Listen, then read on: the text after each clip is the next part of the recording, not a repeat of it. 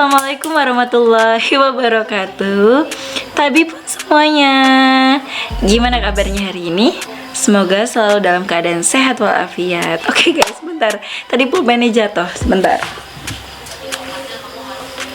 Oke, kembali lagi bersama Ustia Negara. Tadi pulpennya jatuh. Oh iya, mau kabarin bahwa mungkin untuk video kali ini agak sedikit ngeselin kali ya bagi kalian, karena suara aku lagi lagi nggak bagus, lagi hilang-hilangan, kadang enak kadang enggak ya, nggak tahu, mungkin kayaknya masuk angin kali ya.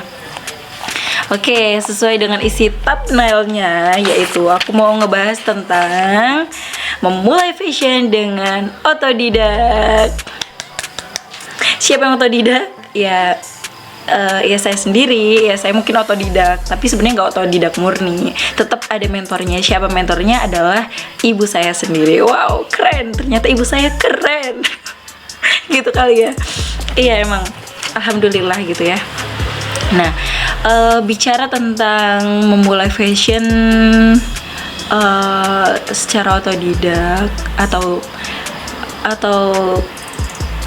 iya, tidak dimulai dengan background kuliah atau lain-lain. Sebelum itu juga pernah ada yang tanya nih, anak-anak yang kursus di rumah ya terutama. Alhamdulillah kan ibu juga, sorry ya, ini masih kameranya masih seadanya dan masih alat seadanya, jadi suara-suara motor di luar kalau ada seliweran gitu masih kedenger jelas di kamera. Gak apa-apa ya, mohon dimaafin ya. Mudah-mudahan nanti bisa punya peralatan yang lebih baik lagi untuk menunjang video yang berkualitas. Oke, mantap. Jadi gini, ada yang tanya, mending kursus atau mending ambil kuliah fashion sih gitu. Ya kalau dari aku pribadi gitu kan, aku kan memang gak kuliah fashion ya, gak ngambil fashion design. Alhamdulillah memang ibu sendiri yang punya usaha di bagian menjahit gitu kan, konveksi kecil, alhamdulillah, tapi udah berjalan dengan sangat lancar. Nah, untuk menjawab pertanyaan dari anak-anak yang kursus, ya kuliah nggak kuliah penting. Maksudnya kuliah desain sama nggak kuliah desain sama-sama penting. Kenapa pentingnya? Gini, kalau yang sesuai kebutuhan sih sebenarnya gitu kan. Kalau kamu mau ngambil kuliah desain, yang pertama kamu benar-benar harus pikir matang-matang. Enggak cuman wah keren nih sekolah desain gitu kan, tapi harus tahu betul kurikulum di mata kuliah itu apa aja gitu kan. Enggak semata-mata kita ngertinya desain doang, karena yang aku tahu nih ya, meskipun aku ngambil kuliah fashion design, tapi aku banyak cari tahu tentang hal itu. Kalau sekolah fashion design itu kan dia masuk ke fakultas teknik gitu kan, yang mana prakteknya itu lebih banyak dan jadi tugasnya juga lebih banyak gitu kan.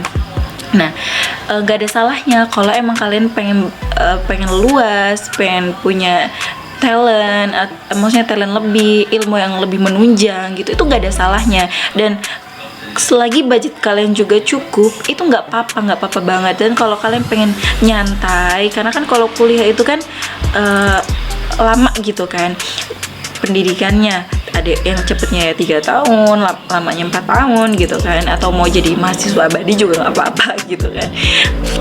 Oke, balik lagi. Jadi itu nggak, sorry banget, itu nggak masalah banget ya kalau kalian mau ngambil kuliah, itu nggak apa-apa selagi budget kalian cukup. Karena setahu aku yang ngambil kuliah fashion design itu katanya nih ya, katanya budgetnya itu sama kayak anak-anak yang ngambil kedokteran. Bener nggak sih? Ya gimana nggak sama gitu, karena kan prakteknya lebih banyak gitu kan, mulai dari beli bahan, untuk penunjang bahan lainnya pun banyak gitu kan, maksudnya bahan-bahan tambahannya pun banyak gitu kan, sesuai dengan apa yang kita buat gitu kan.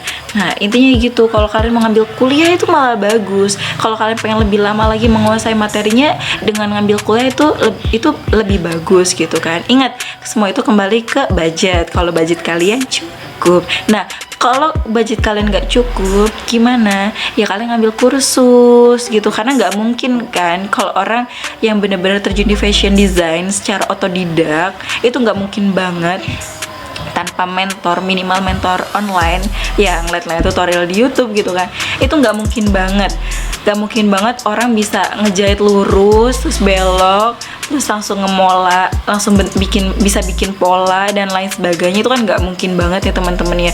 Tetap pasti dia harus punya mentor ya, entah dia bertanya, tapi kan yang ditanya itu kan bisa jadi mentornya dia gitu kan, tanpa kita sadari, betul. Nah, intinya kursus itu juga penting. Karena kalau kita nggak mampu tuh kuliah, ya kita ambil kursus, karena ya itu budgetnya ya lumayan lah gitu kan, lumayan jauh dari kuliah gitu. Nah, kursus itu kan biasanya ada kelasnya kan, ada kelas standar, ada kelas mahir dan lain-lain gitu, dan itu waktunya lebih sebentar. Itu biasanya bagi orang-orang yang ngejar target banget, bahwa 3 bulan pokoknya aku harus bisa menjahit, aku harus bisa mendesain, aku harus bisa memasarkan. Nah, itu prinsip yang bagus juga. Kalau kalian mau ngambil kursus atau fashion atau kuliah desainer, itu nggak masalah selagi budgetnya mencukupi, oke? Nah, kalau aku pribadi itu memang nggak pernah terbayangkan buat bismillah aku harus mulai fashion design. Sama sekali nggak pernah terbayangkan gitu, karena selama ini ya aku baru sadar ya teman-teman, ternyata sebenarnya aku terjun di fashion di fashion itu udah dari lama, sejak tahun 2019, sejak aku masih di pondok pesantren 2017 teman-teman. Itu lama banget kan sebenarnya. Di situ aku udah dapet pasar sendiri ternyata teman-teman. Aku dapat market sendiri, yang mana waktu itu aku masih di pondok, customernya itu teman-teman aku, mereka ngejahit ke mama aku, ke ibu gitu kan, teman-teman aku, terus kakak-kakak tingkat aku, mereka seneng gitu sama hasil-hasil jahitannya sama ibu gitu. Nah, tanpa aku sadari, dari tahun 2017 itu aku udah terjun di fashion teman-teman. Cuman aku ngerasa bahwa belum ngerasa asik aja gitu. Jadi aku masih ya kalau ada yang ya udah, kalau nggak ada ya udah juga gitu kan. Nah, mulai sadar ya akhir-akhir ini, yang kayak di YouTube sebelumnya gitu kan, di video sebelumnya, kalau aku tuh ya sadar bahwa perempuan itu harus bisa mandiri, harus independen, nggak boleh bergantung sama buram enggak. Jadi perempuan itu memang kalau bisa nggak boleh bergantung sama laki-laki ya, karena kita nggak ada yang tahu umur ya. Misalnya nih aku berkeluarga, ternyata suami aku diambil duluan gitu kan sama Allah. Dari situ aku nggak punya kemampuan, nggak punya talent yang menunjang buat menghidupi diri aku sendiri gitu kan. Alangkah sayangnya. Makanya perempuan tuh sebenarnya memang harus kuat banget. Di situ aku belajar banget dari ibu aku. Pokoknya kalian yang belum nonton video aku sebelumnya, tonton dulu ya. Oke. Lanjut. Itu cerita aku terjun di fashion design ya. Nah, sekarang balik lagi ke sesuai dengan isi thumbnailnya, yaitu memulai fashion design dengan otodidak. Nah, buat kalian yang otodidak itu maksudnya yang kursus ya. Yang kursus. Nah, biasanya kan yang kursus juga nggak semua orang yang selesai kursus itu dia sukses ya. Dia bener-bener langsung selesai kursus, dia niatnya bagus, dia pengen banget bisa menjahit, dia pengen banget bisa punya butik gitu kan. Tapi nggak semua orang setelah kursus itu sukses, berhasil gitu. Karena ya itu, kalau kursus tuh semangatnya mungkin beda ya sama anak-anak yang kuliah ya. Kalau yang kuliah itu kan nggak cuman kuliah, nggak cuma dapat materi, nggak cuma dia praktek, tapi dia juga aktif di organisasi gitu kan. Nanti ya teman-teman ya, azan sebentar aja.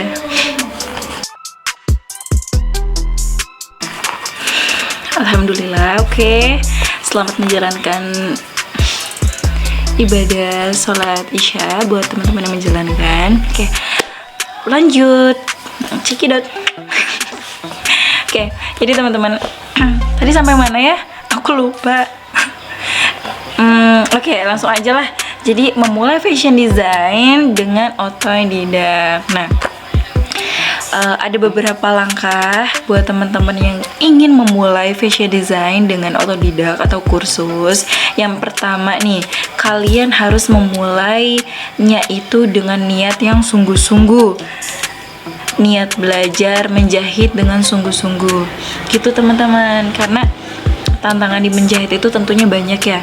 Yang pertama itu apalagi kalau bukan jenuh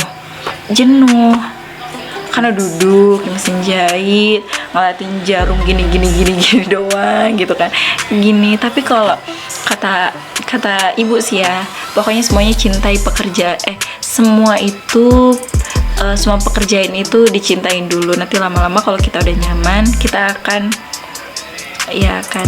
cocok kayak sama siapa gitu. Kalau kita udah nyaman ya lama-lama sayang gitu kan. Oke. Gitu ya teman-teman. Intinya yang pertama adalah tadi apa? Niat yang sungguh-sungguh dalam belajar menjahit. Sekarang yang kedua, cekidot.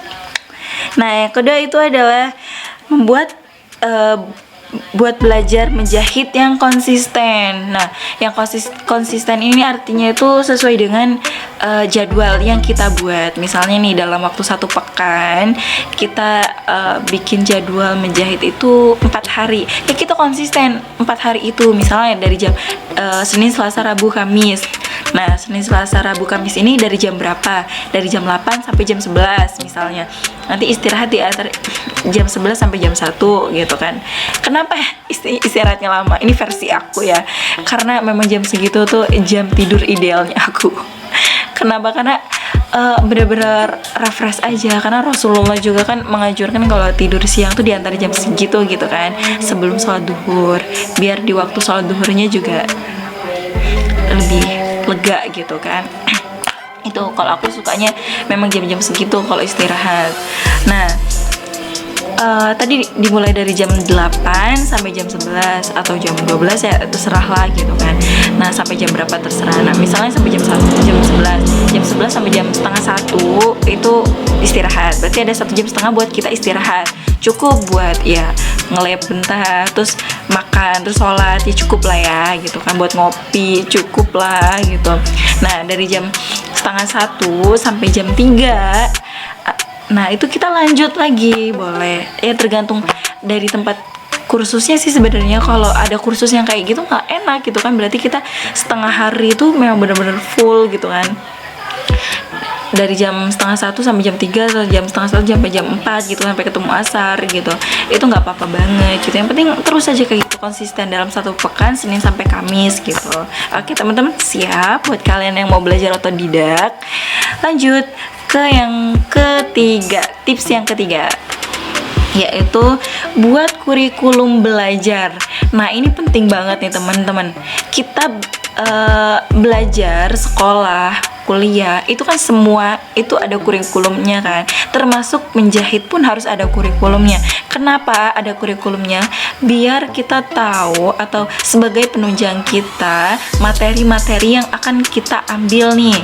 Materi buat materi tentang kerah gitu kan, cara menjahit, cara memola gitu. Semua itu dibikin materi yang tertata secara rapi gitu. Nah, kita jadi nggak otodidak yang kaleng-kaleng ya teman-teman. Jadi kalian harus menunjang itu semua. Kalian harus punya kurikulumnya gitu ya teman-teman. Oke, lanjut ke tips yang keempat. Nah, tips yang keempat itu kalian nih, tadi kan judulnya itu kan memulai fashion design dengan otodidak. Nah, kalau otodidak murni itu kan nggak mungkin banget ya teman-teman ya. Minimal kalian harus punya mentor atau guru atau kursus gitu kan.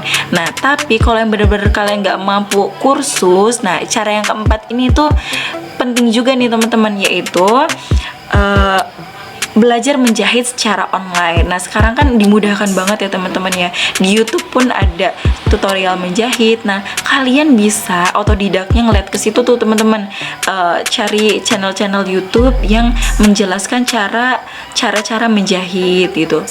Cara menjahit pemula, cara menjahit ini, cara menjahit itu, pokoknya banyak banget di situ. Kalian cari aja. Kalau aku belum, kemungkinan nanti kalau aku udah bikin konten yang kayak gitu, kalian wajib banget nih nonton yang kayak gitu punya aku. gitu ya teman-teman ya. Maksud kan, harus maksud. Kalau nggak maksud, gimana? Masa nggak maksud? Oke, lanjut ke tips yang kelima. Nih, tips yang kelima itu selain kita nonton video tadi ya, atau belajar menjahit secara online, artinya kalian juga harus, yang kelima nih, kalian juga harus punya buku-buku penunjang tentang jahit menjahit, atau di situ ada desain, cara mendesain, menggambar dan memola gitu. Kalian juga harus punya. Nah, kebetulan banget nih teman-teman, yang aku bilang kalau kalian harus punya, ternyata aku juga belum punya nih teman-teman. Jadi ya mungkin nanti bakal segera punya, tapi nggak tahu kapan. Tapi nanti aku bakal mengusahakan itu. Tapi aku nggak punya bukan semata-mata aku memang nggak ngerti, tapi aku cari link-link di internet gitu. Di internet juga aku suka cari link-link yang mana tentang pola gitu, tentang macam-macam desain, kayak desain lengan, desain celana pants itu kayak mana gitu. Di situ aku belajar, tetap belajar meskipun aku nggak punya bukunya. Sebenarnya penasaran banget gitu kan, karena aku nonton di youtuber tentang fashion design gitu. Ya beliau menyarankan banget kita harus punya buku. Masa kita nggak punya buku gitu kan? Tapi itu nggak masalah. Tapi alhamdulillah ya bukunya aku ya bukunya mama sih. Ya udahlah gitu. Yang kelima, ingat kan tadi apa? Harus punya, bukan harus punya. Apa tadi? Perbanyak membaca buku. Oke teman-teman, dan juga menonton video. Nah, lanjut ke tips yang ke-6. Nah, tips yang ke-6 ini bagi para calon desainer pemula, kalian juga harus memahami bentuk-bentuk pola. Oke, dan potongannya. Ya, memang nggak mudah, tapi pola itu, nah pola-pola juga banyak kok yang dijual-jual di online tuh, pola-pola yang udah instan gitu, udah jadi yang dia apa sih, ada ukurannya ya, yang XS, S, M, L dan sebagainya gitu. Itu udah ada kok di shop-shop gitu. Cuman kalau aku memang nggak punya gitu. Molanya ya mama sendiri, mama aku yang ngajarin gitu kan. Alhamdulillah, meskipun aku nggak sekolah desain gitu kan, tapi alhamdulillah gitu. Nah, lanjut ke tips yang ke-7. Tips yang ke-7, kalian pengen memulai fashion design tapi kalian gak punya alatnya. Nah, ini gimana? Nah, jadi tips yang ke-7 ini kalian ya tetap harus punya alatnya, minimal mesin jahit itu sendiri. Meskipun sebenarnya kalau untuk alat menjahit tuh ada 2 jenis ya, alat pokok dan alat tambahan. Kalau alat pokok tuh ya mesin jahit kan, mesin obras, mesin bordir. Tapi kalau alat tambahan itu kan kayak buat nyulam dan sebagainya gitu, alat-alat kayak gitulah. Nah, itu sebenarnya nggak masalah banget kalau kalian budgetnya belum ada. Minimal ya kalian belajar untuk dimulai dari punya alat mesin jahitnya dulu aja. Kalau kan budgetnya masih nggak ada nih, cari yang second juga banyak kok yang masih bagus gitu kan. Terus tips yang terakhir ya, kalian pokoknya harus semangat karena pasti itu semua akan menjenuhkan. Iya nggak sih teman-teman? Pasti itu semua akan menjenuhkan. Termasuk aku pribadi, aku ngerasa belum bisa apa-apa, aku belum berani buat nunjukin hasil karya-karya aku. Jujur aja, kalau yang di belakang ini hasil mami aku, tapi aku masih belajar. Ya mungkin sebulan 2 bulan lagi aku bakal upload gitu kan. Ya mudah-mudahan hasil karya aku sendiri gitu. Ya aku minta doanya aja sama teman-teman, mudah-mudahan usaha fashion desainnya aku nanti, maksudnya usaha fashionnya aku nanti itu dapat memenuhi standar kualitas masyarakat gitu kan, dapat memenuhi kebutuhan masyarakat nantinya, dan standar kualitasnya pun baik gitu. Mungkin itu aja video kali ini. Jangan lupa like, komen, dan subscribe channel YouTube ini biar aku semakin semangat berkarya, karena tujuan aku terjun di fashion design itu karena pada akhirnya aku juga, oh ternyata asik ya, asik banget ngelihat orang cantik-cantik gitu kan dengan gaun yang indah. Itu jadi suatu yang unik gitu, seneng gitu ngelihatnya. Ih, cewek cantik banget gitu pakai karyanya aku gitu. Itu luar biasa. Karena ya selama ini aku jahitnya belum bisa, tapi kalau untuk desainnya ya alhamdulillah aku ngerti gitu kan. Aku udah memulai itu gitu sejak dari lama. Karena mamah pun kalau konsultasinya pun ya ke aku gitu. Oke, mungkin gitu aja lah daripada banyak ngomong ya. Ya mudah-mudahan ada manfaatnya gitu ya teman-teman. Jangan lupa like, komen, dan subscribe juga, pokoknya subscribe dan share itu penting banget ya, biar aku semangat berkaryanya. Oke. Pokoknya salam buat perempuan muslimah Indonesia. Mudah-mudahan kalian juga bisa berkarya bareng-bareng sama aku. Oke. Dadah. Assalamualaikum warahmatullahi wabarakatuh.